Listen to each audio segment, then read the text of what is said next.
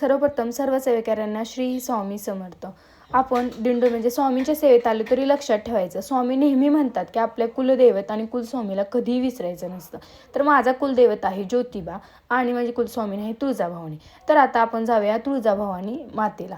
तर आपण बघत आहात आपले तिसरे आराध्य दैवत म्हणजे छत्रपती शिवाजी महाराजांचं पण आपल्याला दर्शन झालेलं आहे. तर नेहमी लक्षात ठेवायचं, आपण कधी पण देवीला मान सन्मान करणे म्हणजे काय असतं, तिथं ओटी भरणे. थोडक्यात म्हणजे काय देणे तिला, 11 शृंगार असतात आपले, नथ असते, मंगळसूत्र असतं, जोडवे असतं, गजरा असतो, नथ असतो, असे भरपूर आहेत. अशा 11 अलंकार देणे. बघा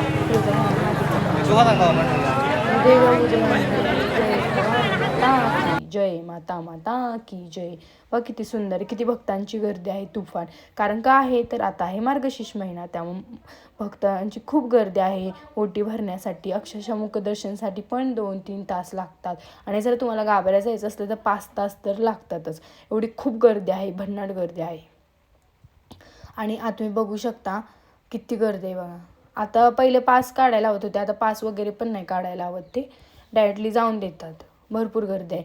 आणि कधी लक्षात ठेवायचं, जेव्हा तुम्ही ओटी किंवा नारळ नेत असता देवीला किंवा कुठल्याही देवस्थानला, तर नेहमी ज्या हाराकुंड किंवा कुणाकडून घेतलेलं असतं तुम्ही फळ फूल काय असेल नारळ, तर त्यांना आपण तिथे लागलीच पैसे द्यायचे. कारण का तर नंतर ते आपल्याला मग लागू होत नाही. कारण कधीही देवाला कुठलंही दान करायचं असले, कोणती वस्तू घ्यायची असली तर त्याच्या आधी पैसे जिथे, कारण ते तुम्ही करताय दान, बरोबर ना. त्यामुळे तुमच्या ह्याच्यावर आलं पाहिजे, त्यामुळे तुम्ही नेहमी लक्षात ठेवायचं. बघा तुम्ही किती रांग आहे. त्या आत दर्शन झालं ना की हा एरिया तुम्ही फिरा जरा.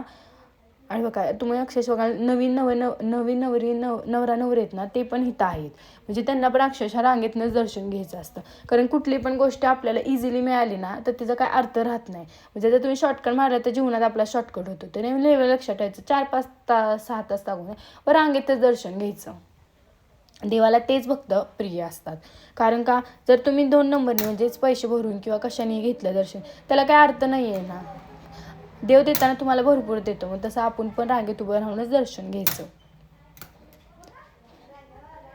बघू शकता किती गर्दी आहे तुफान.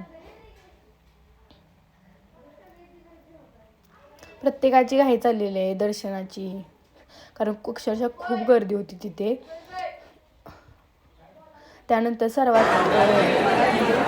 सगळ्यांचं लक्ष केलं असतं, गोगळ असतं त्यात 10चं नारळ ठेवायचं आणि ते उजवीकडे डावीकडे सरकला तर तो काय असतो तुमचा चांगला असतं, डावीकडे सरकं चांगलं असतं, असं तुमच्या मनात इच्छा मागून मग तुम्ही हे सगळं बोलायचं असतं आणि मग तसं तुमचं होतं. आता ते होतं का नाही त्या व्यक्तीलाच माहिती, मला नाही एवढं माहिती, पण मी एकदा केलेलं झालेलं. धन्यवाद.